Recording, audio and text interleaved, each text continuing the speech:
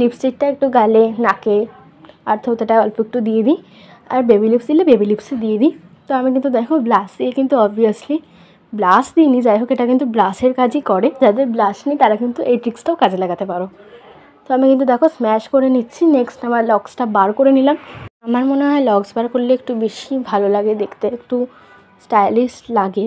তো আমি কিন্তু দেখো আমার মেকআপ কিছুই না, জাস্ট ন্যাচারাল লুক কিন্তু রেডি। আর আমার স্কিনের দেখো ব্লাশটা ঠিক বোঝা যাচ্ছিল না, যেহেতু বেবি লিপস দিয়েছি, ওই জন্য হাতে করেই ওই বেবি লিপসটা একটু নিয়ে স্ম্যাশ করে নিয়েছি নাকে, থোঁতায় আর দুটো গালে। তো এখন কিন্তু বোঝা যাচ্ছে। সো গাইস, নট বাই মানে বাই না। তো উপরে কোটটা কিন্তু দেখো আমি পরে নিয়েছি, আর সাথে একটা আমার ফেভারিট ওয়াচ পরে নিয়েছি। দেখো এখন কিন্তু ব্লাশ টাশ ভালোই বোঝা যাচ্ছে, আর আমাকে কিন্তু বেটারই লাগছে আমার যতদূর মনে হয়।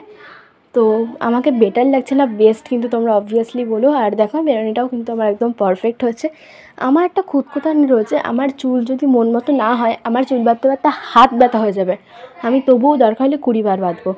আর আমি যেহেতু দিদার বাড়িতে আছি, দেখো দাদুকে একটু ভিডিওতে নিয়ে নিলাম, তো দাদুর সাথে বেরাবো। তো আমাকে বেটার লাগছে না বেস্ট লাগছে নাকি ব্যাড লাগছে সেটাও কিন্তু কমেন্ট করো। সো গাইস, আমার স্কিন কেয়ার কিন্তু এখানেই রেডি, বা মেকআপ যাই বলো। So guys, bye, tata, good night.